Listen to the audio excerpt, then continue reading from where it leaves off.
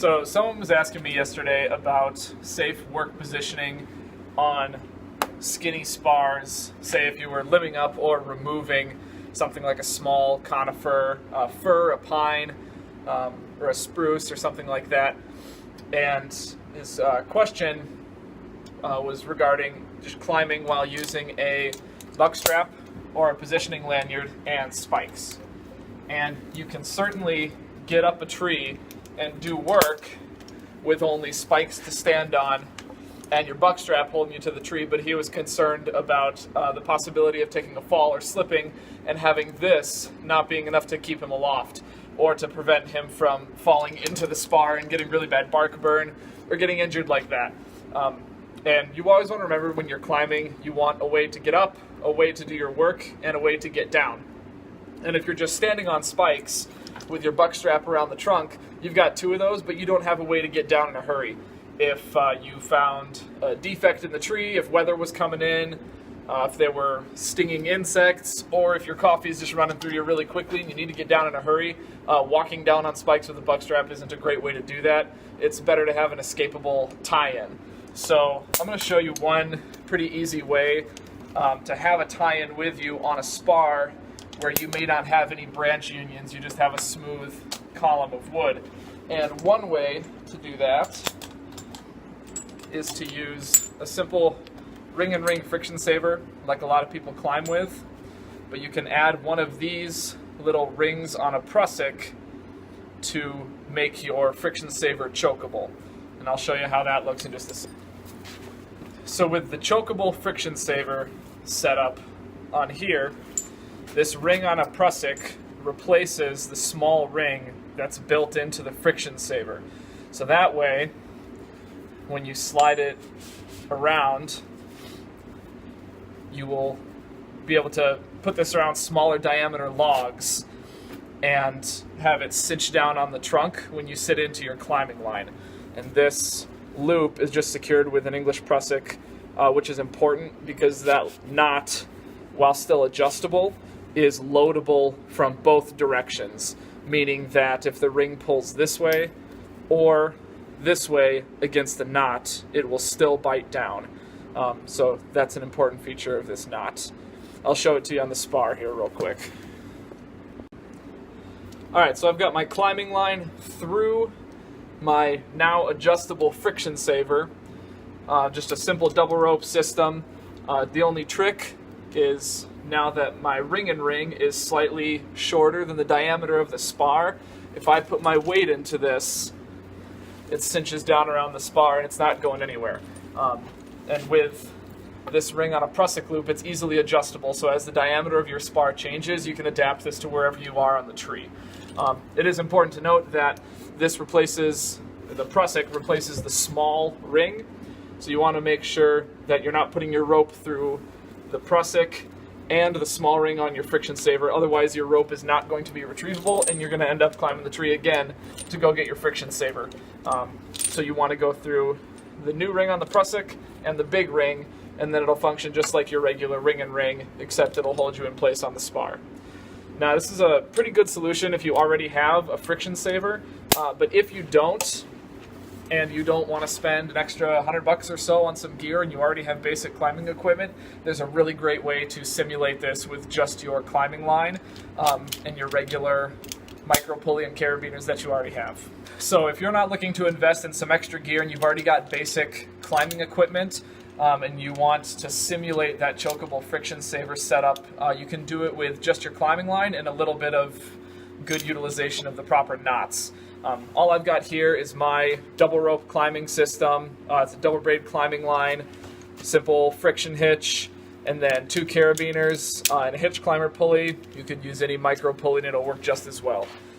So if you're up on your spar, you can either ascend bringing this system with you, which I recommend. It's always good to have 2 attachment points when you start cutting, or if you're just using it from the top down to escape, or if you are climbing all the way up and then using it to descend as you do the work. Either way works. But what you want to do is start by tying your climbing line in a running bowline around the spar.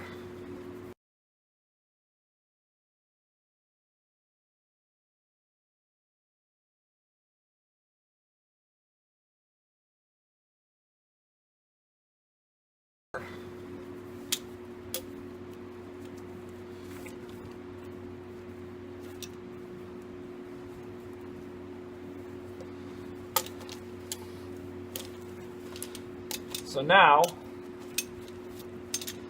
my climbing line is cinched off to the spar, and when weight is in my climbing system here, it's going to tighten down that running bowline and it's not going to go anywhere. Also, adjustable to the diameter of the log, because I can bring this with me and just cinch it back down. It's going to adapt to whatever size wood it's attached to. Now, the only problem with this setup is now my friction hitch, which I was using in a double rope system, is now on one leg of line. I'm essentially in a canopy anchored single rope system, and that friction hitch is going to behave differently with all of my weight on one line rather than having two ropes supporting my weight. It's going to bite down a lot harder, and it's going to be a lot harder to break free, which, if you need to get out of the tree in a hurry, is not going to be a great situation to be in. So, the trick you can use is on the tail of your running bowline here. You just take your second carabiner from your climbing system and attach it on there. Now, I have a spliced eye on my climbing line here that the carabiner goes through nicely. If you do not have a spliced eye, or if you're just on the other end of your rope, you can tie something like a double fisherman's knot to hold this carabiner on. Just bear in mind that you will have to leave a little bit longer tail on your running bowline to have enough cordage to use. But now that that carabiner is attached on there, either through your termination knot or with this spliced eye, I'm going to take the tail of my climbing system and loop it through that carabiner. I'm going to show you what this looks like from my perspective as the climber. So here I am on my spar, and my running bowline is choked off on the spar, so it's not going anywhere. And I am supported here by my climbing system attached to my bridge, and that carabiner is on the tail of the running bowline, and the tail of my climbing line is now coming up through it. This is important because now I can support a very substantial amount of my weight just by holding this end of the line. So when it's time for you to descend, you can have one hand to manipulate your knot and the other hand pulling this tail so that all of your weight on that single line isn't making your friction hitch bite down harder than normal. And it works pretty well. The other advantage of this tail being through the carabiner is once you're on the ground, you can just pull this and it will loosen the running bowline there, and now you can retrieve your climbing system from the top of the tree as long as there are not any branches in your way on the way down. That only works on a bare spar, so if you're doing a removal, make sure you take your stubs off, otherwise you're going to have kind of a hard time pulling this down. So another important thing about securing yourself to the spar with a running bowline is the orientation of the knot. You'll notice that I have myself positioned relative to the knot so that I'm loading my climbing line against the loop in the running bowline. If I have this spun around the spar, sorry, I'm trying not to tip my spar over, and I sit into it this way, you can see what already happens. This knot can slide around if I'm not loading it against the loop that's tied in it. So you want to make sure that whichever direction you tie it, you're positioned appropriately so that knot's going to hold fast and you're not going to go anywhere. One more tip with your work positioning on here. You want to be careful about the possibility of your pulley possibly getting stuck in the carabiner. That's particularly likely if you leave the tail on your running bowline extra long, because when you start supporting your weight with the tail, there is the possibility that if you pull that tight, all of a sudden now my pulley's sitting in that carabiner. While this isn't necessarily going to compromise your life support system, you're not going to come out of the tree if this happens, but if you're expecting to let off on your prusik and get down in a hurry, and that pulley's kind of being interfered with by the carabiner, it may be a little surprising, or just at the very least, when the slack comes out, you could drop a few inches into your climbing system. So if you're not expecting that, it's just something to keep an eye out for. The way around that is just to descend just a little bit further, so that when you do start supporting your weight on the tail and tipping your tree over, your pulley is far enough away from your carabiner that that's not going to be an issue.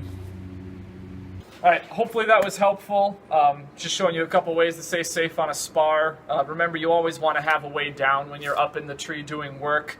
And this little running bowline setup, while not really speedy or efficient compared to some other high-tech options, is a really great way to stay safe in the tree without spending a bunch of extra money on gear. It's always nice when you don't have to compromise safety to fit your budget, and this is a good way to do that. So forgive my production value and the one-handed filming and the vertical video, but if you do have any questions on any of this stuff, leave me a comment or shoot me a message where this is posted, and I'll do my best to help you out. Thanks.